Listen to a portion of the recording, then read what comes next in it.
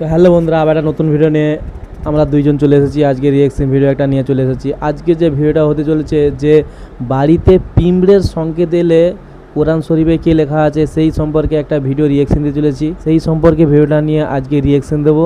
তো ভিডিওটা অত্যন্ত খুবই ভালো এবং গুরুত্বপূর্ণ ভিডিও, এটা দেখতে থাকুন। প্রিয় দর্শক, পিঁপড়ে অতি ক্ষুদ্র একটি প্রাণী, অথচ ডাইনোসরের যুগ থেকে বর্তমান পৃথিবীতে সক্রিয়ভাবে প্রতিনিয়ত এই ক্ষুদ্র প্রাণী কাজ করে চলছে। বিজ্ঞানীরা ধারণা করেন যে হযরত আদম আলাইহিসসালাম পৃথিবীতে আসারও অন্তত কয়েক কোটি বছর আগ থেকেই পৃথিবীতে পিঁপড়া ছিল। এই পিঁপড়ে মানুষের জীবনের আগাম ভবিষ্যতের বার্তা বহন করে। এমনকি বাড়িতে যেই পিঁপড়ের সারি দেখতে পাওয়া যায় তার মধ্যেও লুকিয়ে রয়েছে অনেক অজানা তথ্য, যার দ্বারা আমরা অনেক সময় বন্যা, জলোচ্ছ্বাস, ভূমিকম্প অনেক কিছুই টের পেতে পারি। হ্যাঁ, এমনটাই তথ্য উঠে এসেছে বর্তমান জ্ঞান বিজ্ঞানের গবেষণার ফলে। আজ এই ভিডিওর মাধ্যমে আপনাদের সাথে আলোচনা করব যে পিঁপড়ে মানব জীবনে কতটা গুরুত্বপূর্ণ ভূমিকা পালন করে, পবিত্র কোরআনে পিঁপড়ে সম্পর্কে আল্লাহ রাব্বুল আলামিন কি বলেছেন, এবং বাড়িতে পিঁপড়ের সারি দেখলে বা পিঁপড়ের আচরণ লক্ষ্য করলে প্রাকৃতিক দুর্যোগের ব্যাপারে বাড়তি কি সুযোগ সুবিধা বা তথ্য পাওয়া যায়, জ্ঞান বিজ্ঞান এবং কোরআন কি বলে। সর্বোপরি এই অতি ক্ষুদ্র প্রাণী থেকে আমরা প্রকৃতপক্ষে কোনো শিক্ষা লাভ করতে পারি কি, যার মাধ্যমে আমরা আমাদের ভবিষ্যতের পথকে আরো সুগম করতে সক্ষম হব। চলুন বিস্তারিত আলোচনায় প্রবেশ করা যাক। সবার প্রথমে আমরা জেনে নিই যে অতি ক্ষুদ্র প্রাণী সম্পর্কে অজানা কিছু তথ্য। জানেন কি, পিঁপড়ের কোনো কান নেই। পিঁপড়ের হাঁটু এবং পায়ের মধ্যে রয়েছে বিশেষ এক ধরনের ফেন্সিং ভাইব্রেশন, যার মাধ্যমে পিঁপড়ে আশপাশের পরিস্থিতি অনুধাবন করতে পারে। এবং একটি মজার তথ্য হলো যে যদি মানুষের পরে পৃথিবীতে দ্বিতীয় কোনো বুদ্ধিমান প্রাণী থেকে থাকে তাহলে সেটা হচ্ছে পিঁপড়ে। অন্যান্য সমস্ত পোকামাকড়ের মধ্যে সবথেকে বড় মস্তিষ্কের অধিকারী এই পিঁপড়ে। এবং আরও একটি গুরুত্বপূর্ণ তথ্য হলো পিঁপড়ের শরীরের ওজনের চেয়ে তারা তাদের থেকে 20 গুণ বেশি পর্যন্ত ওজন বহন করতে সক্ষম। এবং আরও একটি আশ্চর্যজনক বিষয় হলো মৌমাছিদের মতো পিঁপড়েদেরও একজন রানী থাকে, যার থেকে লক্ষাধিক বাচ্চা জন্মগ্রহণ করে। এবং এই পৃথিবীতে সব থেকে বেশি সংখ্যক যে প্রাণী রয়েছে সেই প্রাণীটির নাম হলো এই পিঁপড়ে। এবং আরেকটি অবাক করা তথ্য হলো পিঁপড়ারা জীবনে কখনোই ঘুমায় না। এরা জলের তলদেশে অর্থাৎ পানির নিচে 24 ঘন্টা পর্যন্ত বেঁচে থাকতে পারে। এবং আরেকটি তথ্য শুনলে আরো অবাক হবেন, সেটি হচ্ছে যে পিঁপড়ের 2টি পেট থাকে। পৃথিবীতে একমাত্র প্রাণী যার পেট 2টি। একটিতে নিজের জন্য খাদ্য জমা রাখে এবং দ্বিতীয় পেটে অন্যের জন্য খাবার জমা রাখে। এছাড়া পিঁপড়ের কোনো ফুসফুস নেই। তাদের শরীরে অনেকগুলো ক্ষুদ্র ক্ষুদ্র ছিদ্র থাকে, যার মাধ্যমে শরীরের ভিতরে এবং বাইরে অক্সিজেন চলাচল করে। পৃথিবীর আদিমতম অতি ক্ষুদ্র এই প্রাণীটি থেকে আমাদের অনেক কিছু শেখার আছে। প্রিয় দর্শক, এবার কোরআনের দিকে নজর দেই। এত গুরুত্বপূর্ণ আর এত জ্ঞান বিজ্ঞানে ভরপুর অতীব প্রাণী এই পিঁপড়া সম্পর্কে রব্বুল আলামিন কি বক্তব্য দিয়েছেন। প্রিয় দর্শক, সূরা নামলের 17 এবং 18 নম্বর আয়াতের দিকে তাকালে আমরা দেখতে পাই আল্লাহ রব্বুল আলামিন বলেন, সুলাইমানের সামনে তার সেনাবাহিনীকে জড়ো করা হলো, জিন, মানুষ ও পক্ষীকুলকে। অতঃপর তাদেরকে ভিন্ন ভিন্ন কাজের জন্য বিভক্ত করা হলো। যখন তারা পিপিলিকা বা পিঁপড়া অধ্যুষিত উপত্যকায় পৌঁছলো, তখন এক পিপিলিকা বলল, হে পিপিলিকার দল, তোমরা তোমাদের ঘরে প্রবেশ করো, অন্যথায় সুলাইমান ও তার বাহিনী অজ্ঞাতসারে তোমাদেরকে পিষ্ট করে ফেলবে। সূরা আন-নামল আয়াত 17 থেকে 18। আল্লাহ আকবার। পূর্বে কেউ হয়তো কোরআনের প্রতি এই বলে বিদ্রুপ করে থাকতে পারে যে কোরআন পৌরাণিক কাহিনী, গল্প বই, যাতে পিঁপড়ার নিজেদের মধ্যে কথোপকথন এবং উন্নত বার্তা বিনিময়ের বিষয় বর্ণনা আছে, এমনটি বলতে পারে। কিন্তু প্রিয় দর্শক, আপনাদের জানার উদ্দেশ্যে বলি, অতি সম্প্রতি গবেষণার মাধ্যমে পিঁপড়ার জীবন পদ্ধতি সম্পর্কে এমন সব প্রকৃত ও বাস্তবসম্মত তথ্য উদ্ঘাটন হয়েছে যা আগে মানুষ অবগত ছিল না। গবেষণায় বলা হয়েছে, মানুষের জীবনের সাথে যে সকল প্রাণী ও কীটপতঙ্গের অধিকতর সাদৃশ্য রয়েছে সেটা হলো পিঁপড়ে।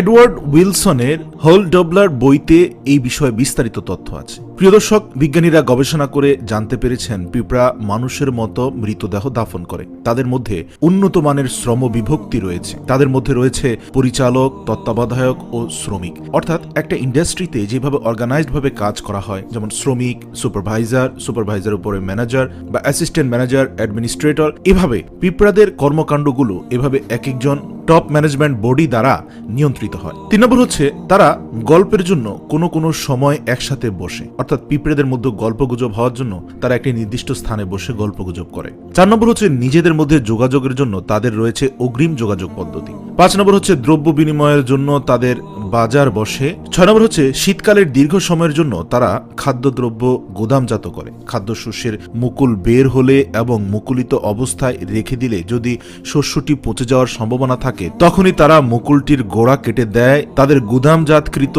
শস্যদানা যদি বৃষ্টির কারণে ভিজে যায় তখন তারা এটাকে রোদে নিয়ে শুকায় এবং শুকানোর পর পুনরায় ভিতরে নিয়ে আসে। অর্থাৎ প্রতিনিয়ত তাদের কন্ট্রোলার টিম আছে যে টিমটি খাদ্য মান নিয়ন্ত্রণ করে এবং প্রতিনিয়ত তাদের মজুতকৃত খাদ্যগুলো ঠিক আছে কিনা বা কি প্রয়োজন, এখন কি খাবারটা শুকানোর প্রয়োজন বা এটার শস্যের বিশেষ কোনো পরিবর্ধন প্রয়োজন, এবং সেই টিমের সিদ্ধান্ত অনুযায়ী তারা খাদ্য উপযোগী সেই সিদ্ধান্তগুলো গ্রহণ করে। মনে হয় তারা এটা জানে যে আর্দ্রতার কারণে শস্যদানার মুকুল বের হতে পারে, ফলে শস্যদানাটি পচে যেতে পারে, তাই আগে থেকে তারা এটাকে রোদে শুকিয়ে নেয়। কোরআনের আয়াতগুলো ভাষাতত্ত্ববিদদের জন্য তথ্যের খনি। আল্লাহ খুব সাধারণ দেখতে কিছু আয়াতে সাধারণ কিছু গল্প বা কথোপকথনের মধ্য দিয়েই অসাধারণ সব তথ্যের প্রকাশ করে দিয়েছেন রব্বুল আলামিন। যেমন এই আয়াতের দিকে লক্ষ্য করুন, যেখানে আল্লাহ আমাদেরকে একটি স্ত্রী পিপড়িকার একটি মাত্র কথার মধ্য দিয়ে পিঁপড়াদের সম্পর্কে কত ধরনের তথ্য দিয়েছেন। আল্লাহ বলেন, আর যখন তারা পিঁপড়াদের উপত্যকায় পৌঁছেছিল, একটি স্ত্রী পিঁপড়া বলেছিল,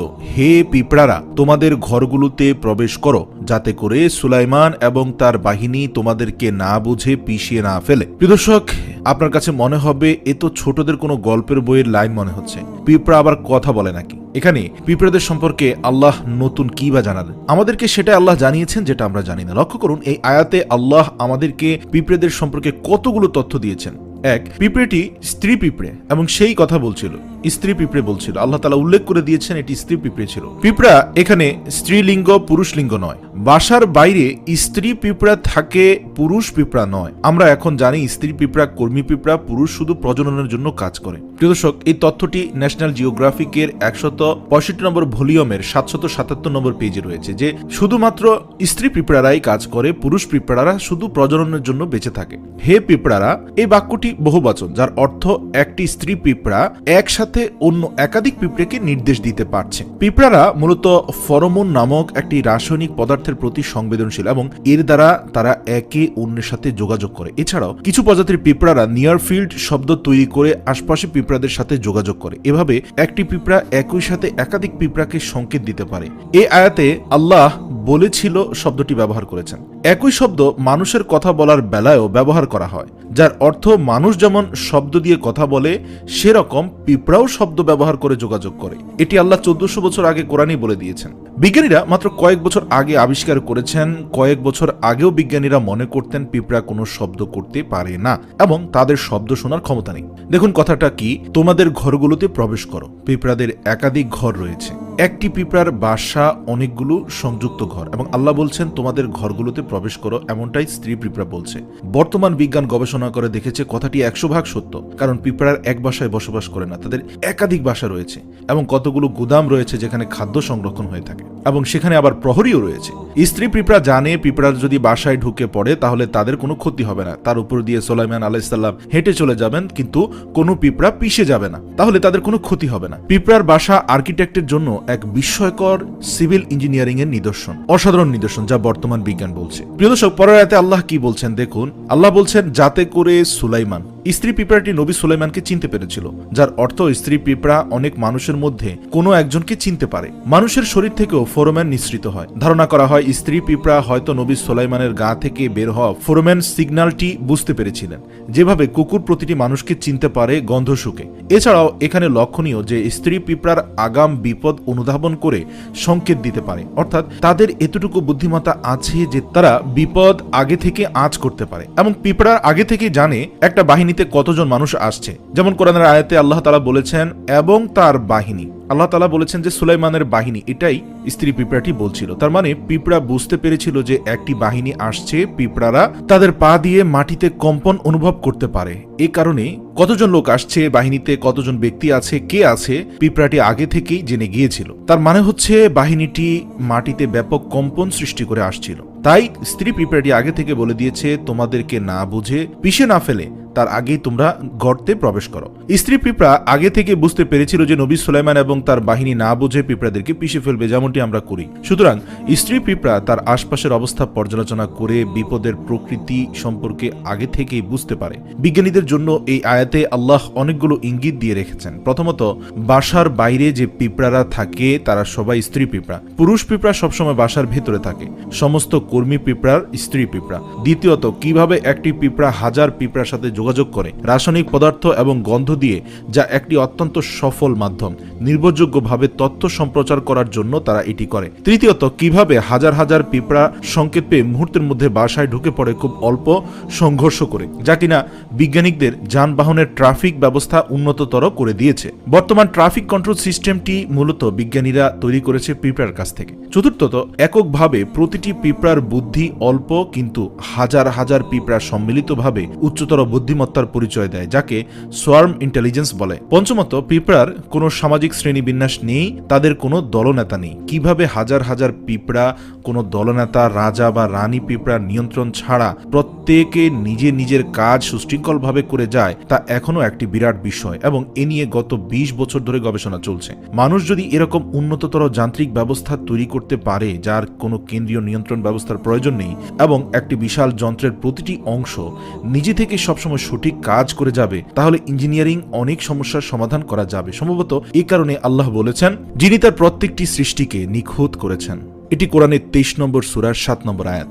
যখনই কোরআনের কোনো আয়াতে কোনো কথোপকথন আসে, তখনই দেখবেন আল্লাহ আমাদেরকে কথোপকথনের শব্দ বাক্যগুলোর মধ্য দিয়ে কমপক্ষে এই তথ্যগুলো দেন: বক্তার সংখ্যা, প্রকৃতি, জ্ঞান, মানসিকতা, শ্রোতার সংখ্যা, প্রকৃতি, জ্ঞান, মানসিকতা, বক্তা এবং শ্রোতার মধ্যে সম্পর্ক, কথোপকথনের আগে কি ঘটে গেছে এবং অনেক সময় তারপরে কি ঘটবে, আশপাশের অবস্থা, প্রেক্ষাপট। প্রিয় দর্শক, এছাড়াও বিকৃত পূর্বের আসমানি কিতাবগুলোতেও পিঁপড়া সম্পর্কে বিভিন্ন তথ্য রয়েছে। যেমন উল্লেখ আছে, যদি তুমি অলস হও তবে তুমি পিঁপড়ার কাছে যাও, তার উপায় বিবেচনা করে জ্ঞানী হও, কারণ এই অতি ক্ষুদ্র প্রাণীটি বহুগুণে গুণান্বিত। পিঁপড়ে আমাদেরকে দলবদ্ধতা শিখায়। পিঁপড়ে সব সময় দলবদ্ধভাবে চলতে পছন্দ করে। পিঁপড়েদের একত্ববোধ খুবই বেশি। খাবার জোগাড় করা থেকে শুরু করে যে কোনো কাজের সময় এরা দলবদ্ধ হয়ে চলাফেরা করে। পিঁপড়ে আমাদের অক্লান্ত পরিশ্রমী হতে শিখায় এবং তার পাশাপাশি শীতকালে ঠান্ডার জন্য খাবার সংগ্রহ কষ্ট হবে বলে পিঁপড়ারা সারা বছরই খাবার সংগ্রহ করে থাকে। যা থেকে আমাদের প্রধান শিক্ষণীয় বিষয় হলো,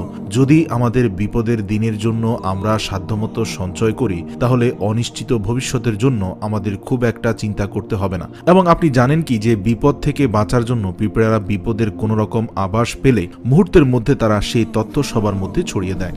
যা থেকে প্রধান শিক্ষণীয় বিষয় হলো, জীবন যুদ্ধে জয়ী হবার জন্য শুধুমাত্র নিজের বুদ্ধি দিয়ে চলবেন না, অন্যদের বুদ্ধি এবং পরামর্শ আমাদের অবশ্যই কাজে লাগানো প্রয়োজন। এবং প্রতিটি পিঁপড়ের মধ্যে রয়েছে নেতৃত্ব দেওয়ার প্রবল মেধা, সঠিক সময়ে সঠিক সিদ্ধান্ত এবং দলের পরস্পরের প্রতি মায়া, মমতা, সহনশীলতা, উদারতা এবং পরোপকারী। তার জন্য পিঁপড়েরা বহু প্রাচীনকাল থেকে টিকে রয়েছে। এই পৃথিবীতে মানুষ আসারও পূর্ব থেকে বহু প্রাচীনকালে যে সমস্ত প্রাণী তাদের অস্তিত্ব বিলীন হয়ে গেছে, কিন্তু পিঁপড়েরা এখন পর্যন্ত টিকে আছে কোটি কোটি বছর ধরে। আর পিঁপড়েদের সবচেয়ে বড় বৈশিষ্ট্য হলো শৃঙ্খলাবোধ। এই বিষয়টি ভালো করে লক্ষ্য করলে বোঝা যায় যে তারা সবসময় শৃঙ্খলা মেনটেন করে লাইনবদ্ধভাবে চলাফেরা করে। মেঝে, রাস্তাঘাট, মাঠ, যেখানেই চলাফেরা করে বা খাবার সন্ধান করে, তারা সবসময় শৃঙ্খলা ও দলবদ্ধভাবে চলাফেরা করে, যা তাদের ঐক্যবদ্ধ হতে সহায়তা করে। আর মানুষের এই বিষয়টি কিন্তু পিঁপড়েদের কাছ থেকে শেখা প্রয়োজন। মানুষের জীবনের ভালো বা খারাপ যাই কিছু ঘটুক না কেন, প্রতিটি ক্ষেত্রে আমাদের পিঁপড়ে থেকে শেখার মতো অনেক কিছু রয়েছে। তো বন্ধুরা, দেখতে পেলেন ভিডিওটা খুবই ভালো ভিডিও বলতে গেলে, যে পিঁপড়া বাড়িতে এলে কি হয় বা পিঁপড়ার সংকেত এলে কি হয়, সেই সম্পর্কে ভিডিওটা নিয়ে রিয়েকশন দিলাম। ভিডিওটা খুবই ভালো ভিডিও, তো তোমরা সবাই এই ভিডিওটা দেখবেন। যদি ভিডিওটা ভালো লেগে থাকে তো বন্ধুরা লাইক, কমেন্ট এবং শেয়ার করবেন এবং কমেন্ট করে জানাবেন, তো পরবর্তী ভিডিও নিয়ে আসার জন্য।